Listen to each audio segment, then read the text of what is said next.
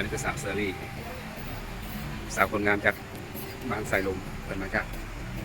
ผู้ดมใสเมืองฮุนมาสักเลยโซดเป็นมาโซดเสื้อ100%เนาะ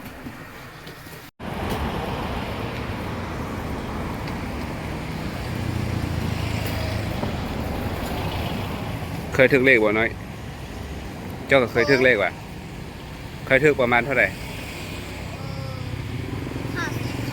50,00050,000เลขอย่างเลข2ตัวเลข3ตัว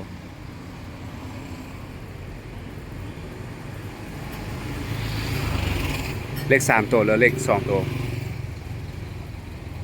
ซื้อเองวะหรือว่าให้อันพ่อแม่ซื้อให้ให้พ่อแม่ซื้อให้บอกเธอได้ถึกตลอดแม่ล่ะโอ้แสดงว่าเจ้าเป็นอาจารย์เลขเด็ดตัวซะนั้นบอกไก่ที่ไก่ว่ามื้อนี้เจ้าคิดว่าเอาอะไรอย่างบ่ฮู้อ่ะอันฮู้ก็บอกกันได้แม่ก็เอาเลยเลขเลขเสืออันนี้เจ้าซื้ออย่างนี้เซอรี่โอ้ซื้อคือกำหน้าตาเลยไปเซอรี่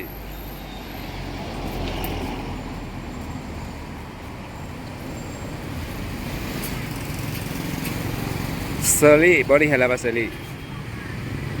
เซาเฮียนแล้วป่ะกดออกออกแต่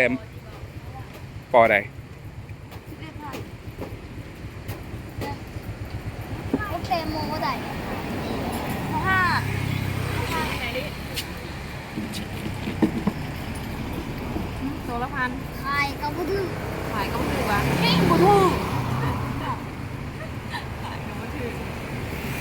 ถึกเนาะถึกอยู่ค่อยสิถึกมานี่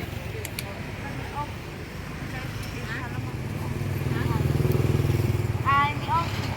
โตลงไป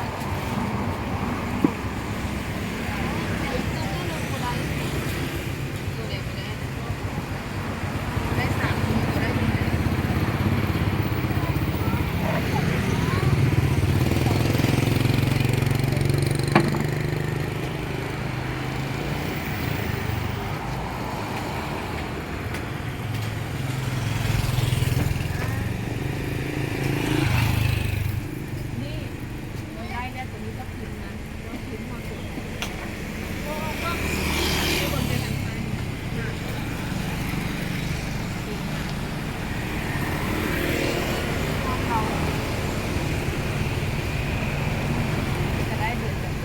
อันนี้เฮียนขายเลขไหมวะ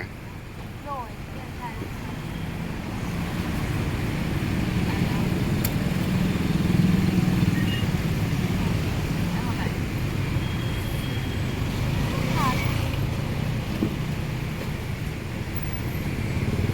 ซื้อเลขเนาะวันนี้ขอให้มาเด้อผู้ชมเด้อเลข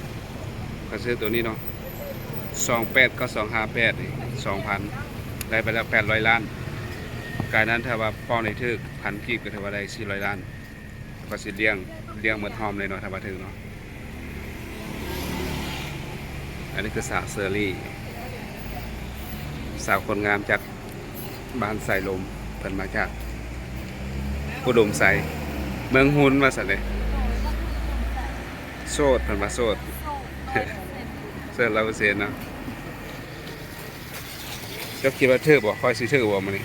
ถึกแน่นอน เรื่องแน่นอนแม่นบ่100%เลยคันเธอนี่ค่อยสิมาให้เจ้าประมาณ10 ล้านเลย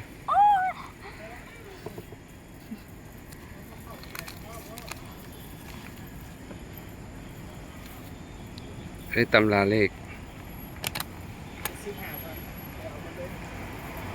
ไก่เลขเสืออินทรีแต่ว่าค่อยคิดว่าบ่นอกเหนือจากชื่อว่าค่อยซื้อหรอกมื้อนี้มันต้องเอาตามนี้แหละ